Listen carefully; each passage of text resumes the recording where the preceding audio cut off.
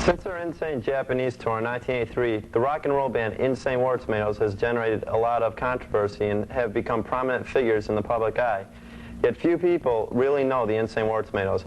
My colleague Miro and I have worked closely with the Tomatoes for the past 6 months, hoping to capture what this truly innovative band is all about. Naturally, we used our own innovative styles, combining cinema verite, surrealism, expressionism, documentary, slapstick, and narrative film styles to accomplish this painstaking task. We've sorted through over 72 hours of footage consisting of live performances, exclusive interviews, and studio sessions, including never-before-seen footage from the personal videos in the Insane War Tomatoes archives. The quality of some of the clips that you are about to see may not meet today's standards set by modern video technology. Right, Ken? But we feel they will truly give you an explicit look into the band, their philosophies, drives, and motivations, leaving you with that flavor that is unmistakably Tomatoes.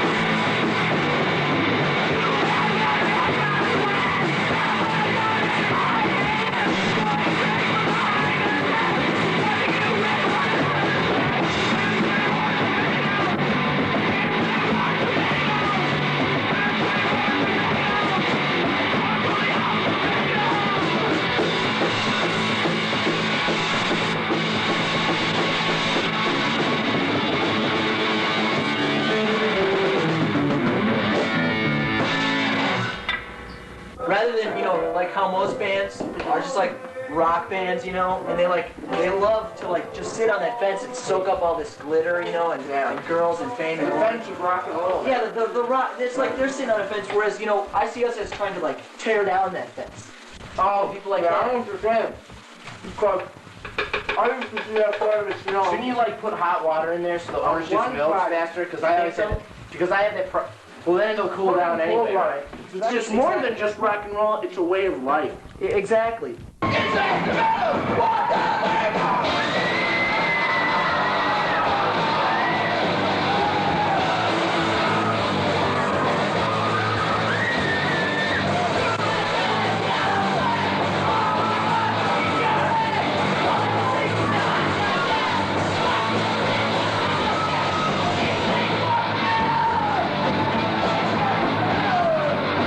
I didn't want to do it because our artistic integrity was at stake. See, we put together our stage show for a certain size crowd, a certain size stage, Intimate. Yeah, if we have to alter that to do, we all didn't want to do it, yet we all didn't want to do it for different reasons, and that's a band right there. A bunch of people who all want to do something or not do something for different reasons. I mean, that's only my opinion. These guys had reasons why they didn't want to do it. Insane Ethiopian. Yeah, what we become then is Insane War Tomatoes, in quotes, How can I, get a finger in the pie? You see, everything is getting a finger in the pie. You know what I'm saying? When you're voting, you're getting your finger in the pie. When you go to work, you're getting your finger in the pie. And what you have to, everybody's looking at the Catholic Church saying, hey, this guy, this Pope, why does he say things? What can I do about it? How can I get my finger in the pie? It's just like setting up on stage. Mike always has to set up on the right side of the drum kit. And Kevin always sets up on the left side of the drum kit. That's to my right. And to my left, of course, if you were looking at the stage, it would seem the other way around. Kevin would be on the right. Yeah, see what I'm talking about? But, if we didn't do that, we'd be lost. Wow. It's the pieces of the puzzle that fit together, Yeah, so I guess what we're saying, in essence, is that there were a lot of reasons why we didn't play live, not just one. You couldn't just say a blanket statement why.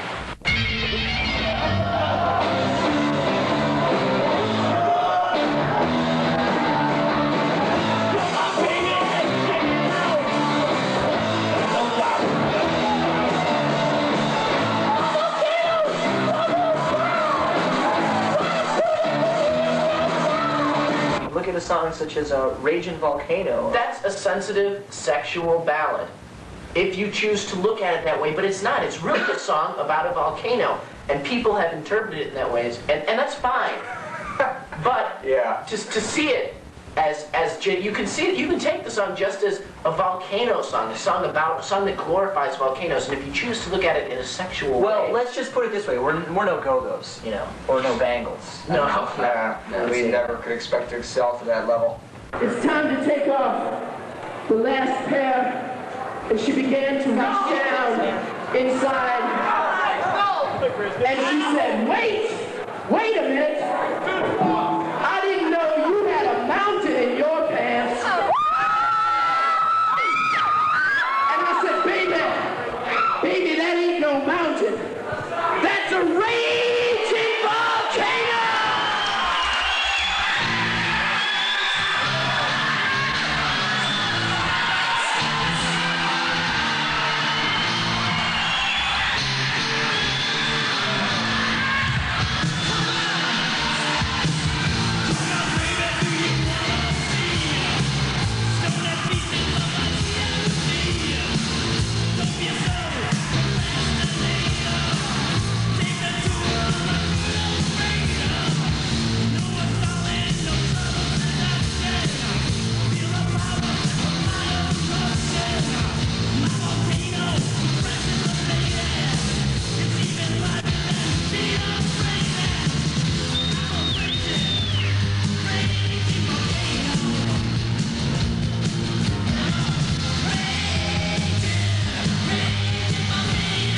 All of their songs are serious, even if you're taking them from a silly point of view.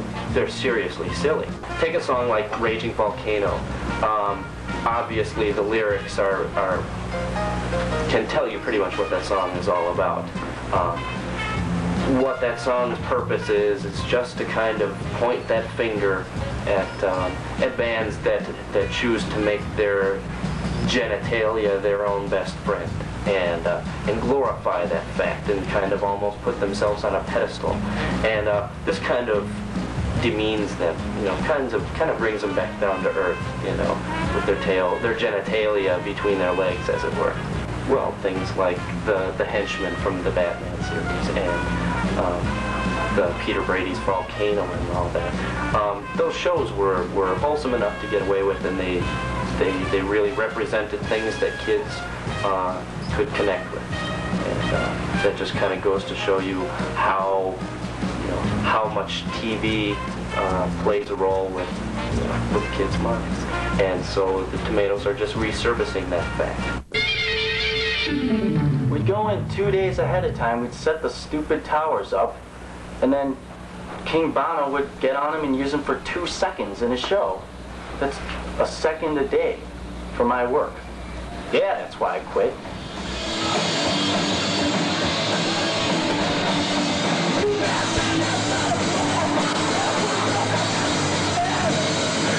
I don't think the bungee cord towers, nor the volcano, nor the 8 henchmen detract from the political integrity of the Insane War Tomatoes in any way whatsoever. I think it's bad when a band has to resort to cheap gimmicks to replace talent, which I find few and far between in this group of so-called musicians. You know what's scary? On Oprah Winfrey, they were saying that bands compromise talent for cheap gimmicks. No! Now, you hear that for a second? No! We don't like bands that use cheap gimmicks to compensate for talent. Basically, we were treated like dogs, slaves.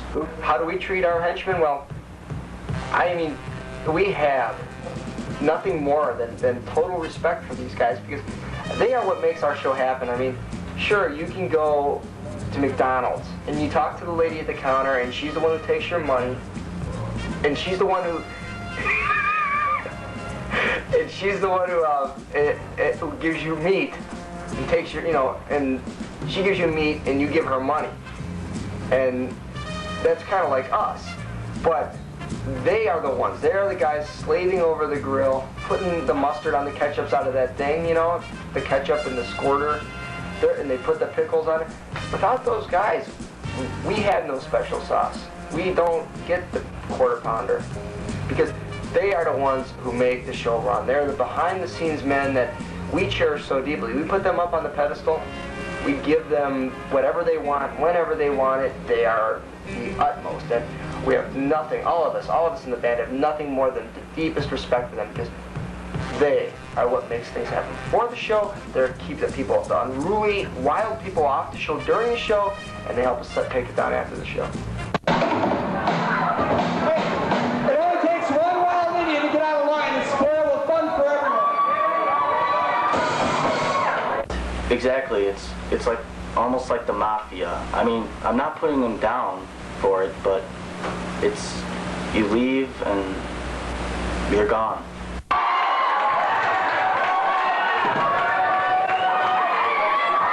Yes, a few threats have been made upon my life. I was sent a letter by the Henchmen's Union chief that stated that an accident might occur if I did not come back. The tomatoes have no redeeming social value whatsoever. The only thing they're out for is to make some money so they can buy. A lot of people will then say the Insane War Tomatoes is just a tool used by the commercial music industry to make a quick buck. That's not at all what we're about. In fact, we now have a $10 deficit after meeting the expenses for our last refabrication of our stage show. And by the way, if we need to take care of this, we need to clear this up before we can be back to ground zero. We need to wipe out this deficit so we can provide you with, the entertainment that we provided in the past. If just 10 people out there could send me $1, that'd be $10. We'd be able to clear that up and start, new from scratch, and I'd have a good feeling about that. The address is King Bono, Bon Jovi, Lee Rock, Tomato, 4708 Sealy Avenue, Downers Grove, Illinois 60515. 10 people could just send me $1. We could clear up the deficit, and we could be on our way again. Oh God, we are definitely a non-for-profit organization. We tried to get the mail thing, for free. But anyway, no.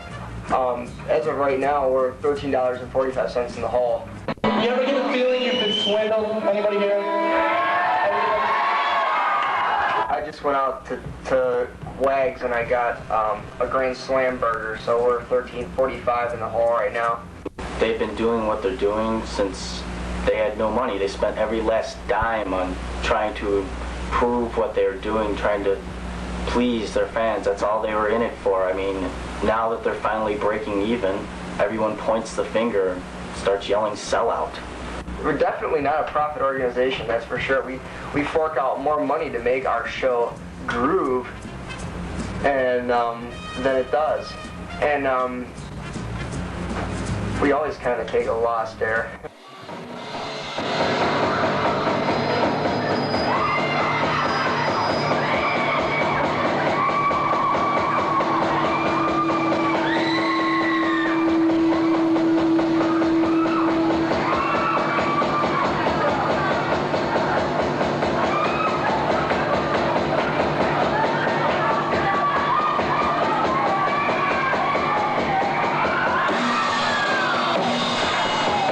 Tube seems to be the one thrusting factor of the whole, the whole Tomatoes aura.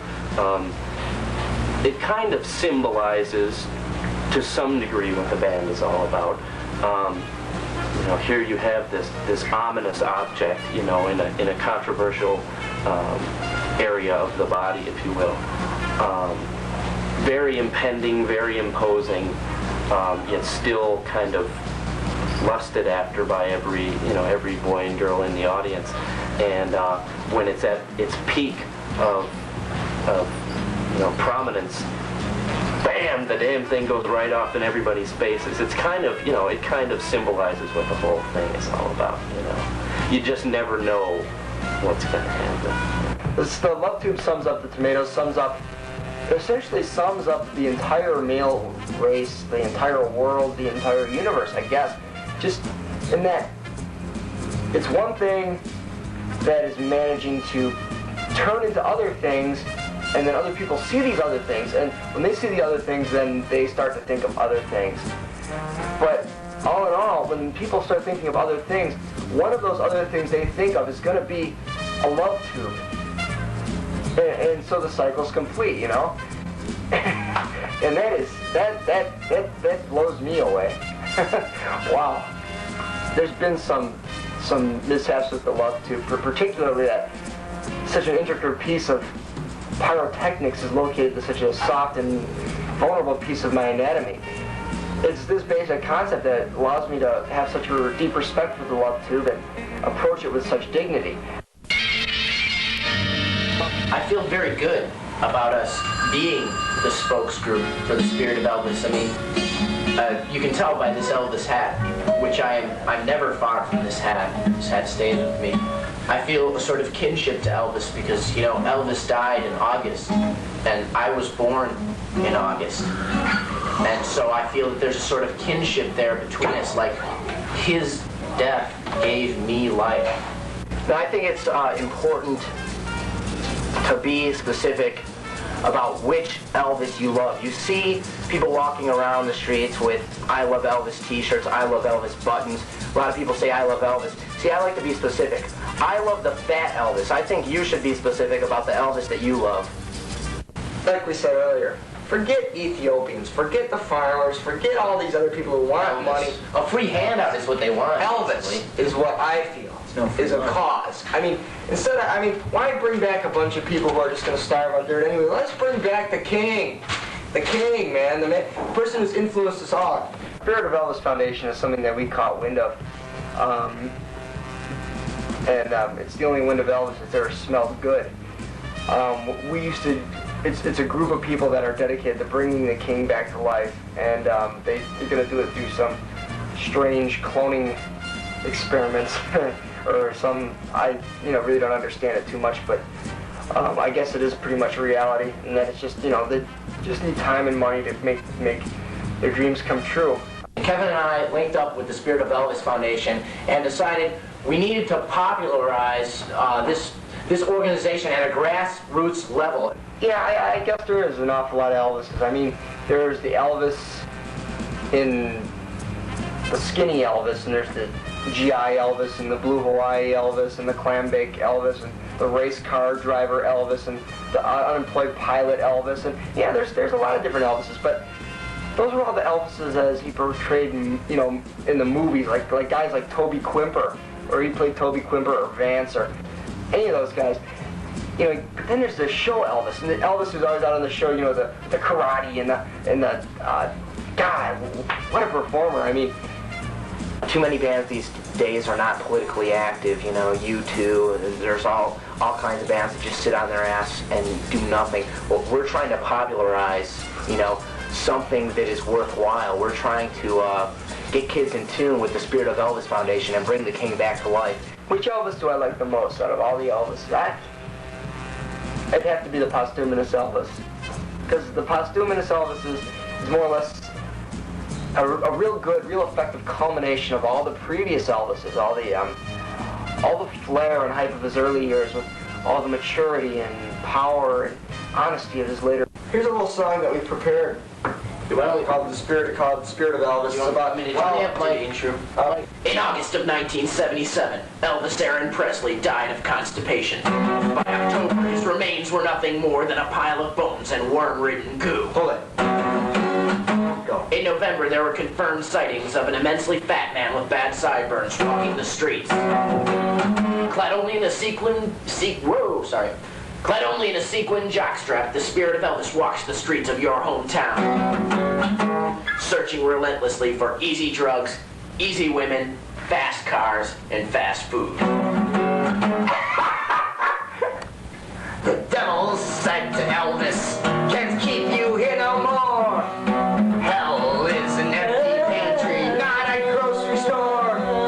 So I, Satan, sent you back to the earth. You shall go and haunt the world. Your new rebirth, Spirit of Elvis, soldier of Satan, Spirit of Elvis." Wait, let's try that again, okay?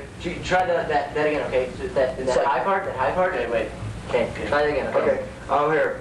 You should go and on the one, your newly birthed spirit of Elvis, soldier of Satan, spirit of Elvis, soldier of Satan, devil's night. Oh, how do I do this? Devil's night in Graceland. Yeah, the Why don't we king of just rock have and a roll dismal rises day? from the dead. Why don't we go to this? Yeah, we can just do it as a dismal day at Graceland, flag is at half mast. Yeah, Nasty spirit of in my kitchen, Satan has put him back. I heard a ruckus. Send him back, man. Oh, you know what? This will fit perfectly. I heard a ruckus in my kitchen. Downstairs, there was a gross sweat hog in sequin underwear, spirit of Elvis. That's kind of the idea. You get the picture of the. I think you can see the love That we have. that we have. We're We're recording this song. When? Next week? Oh, I don't know. We've been in and out of the studio for the past 4 months. Cutting some Farts.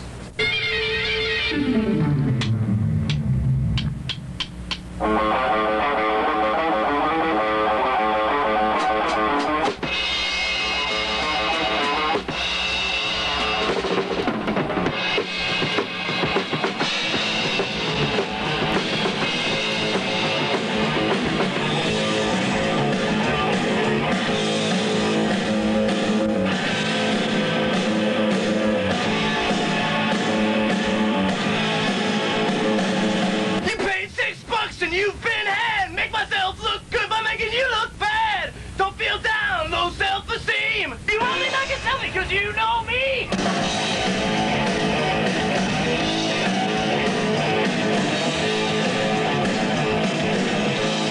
The Tomatoes live, the production doesn't get much better, than that. They seem to have everything down pat and everything, on key.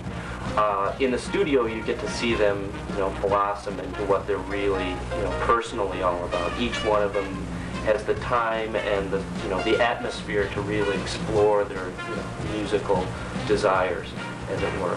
And it's just nice to see piece by piece, bit by bit, a song come together that is going to turn out to be a real gem. A lot of people don't understand the little technical things, that go into making a song like I Live in an Asshole. They think, oh, huh, you just kind of came in there and played it. But they don't understand, that we spent hours getting, the little things Meticulous. perfect. Like happy. And it's like in Raging Volcano, for instance, a small insignificant part that the song just wouldn't be the same without is Mike when you do that. Yeah. When he goes. I mean, it makes it. Right. It's just like raging volcano. No, it's like that. Raging volcano.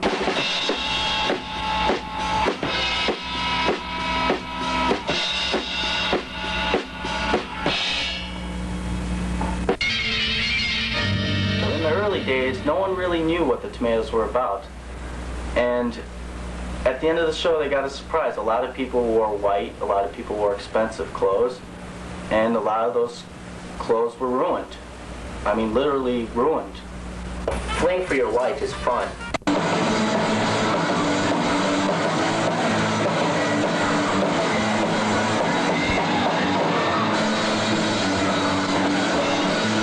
The henchmen aren't there to intimidate people. They're there to entertain people. Just look and kick anybody's ass who throws tomato at me. They're okay. I was hit in the eye one time. I remember, I think it was third show Tomatoes did, and I was literally blinded for 90 minutes. They achieve more pleasure than pain. I mean, sure they get with tomatoes, sure they ruin clothes, they get spunked on with milk or flame and golly, any other secretions that may run wild that night.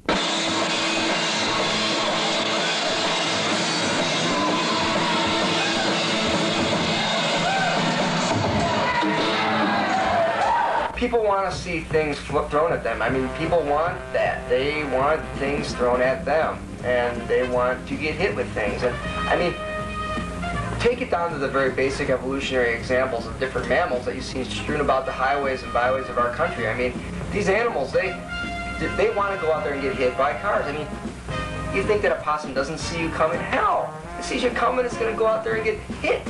It's a basic mammalian instinct to be hit with other things, only as humans we've evolved the superior intellect to rise above the simple, let's get hit with things to die, to, hey, let's get hit with things for fun.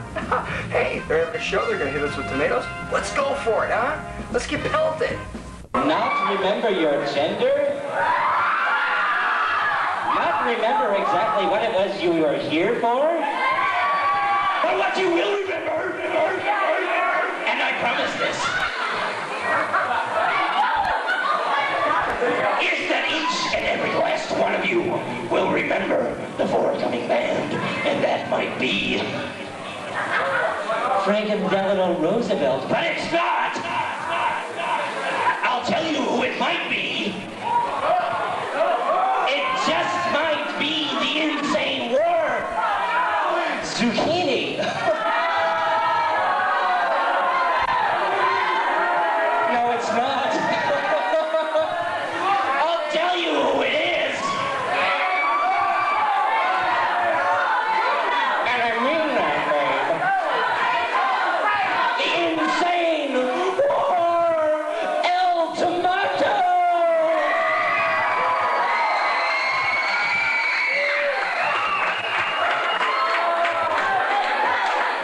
The insane war tomatoes have The insane war tomatoes. The tomatoes, we don't want to be looked, up on as godlike.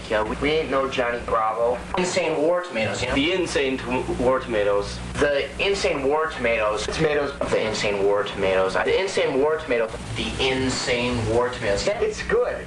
The insane war tomatoes stand as one. So that's what tomatoes is about, yeah.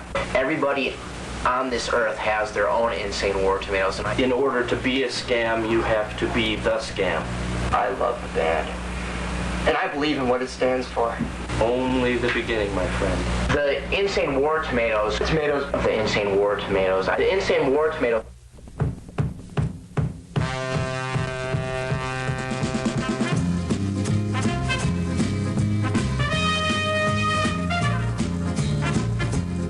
Kids are in tune to music. They're in tune to rock and roll. That's what we're about. Man, that's power. And that's good. And I think it's, nowhere but up from here. I'll tell you, it's people walk out of there and if they were walking out there, like if their mouths were level, then that would be like, oh, if they're down, they got scammed. But hey, the lips are up, man. People are digging the tomatoes and what we stand for and our show and our fun. And so no, it's no scammery. It's total raw entertainment, and people can see that.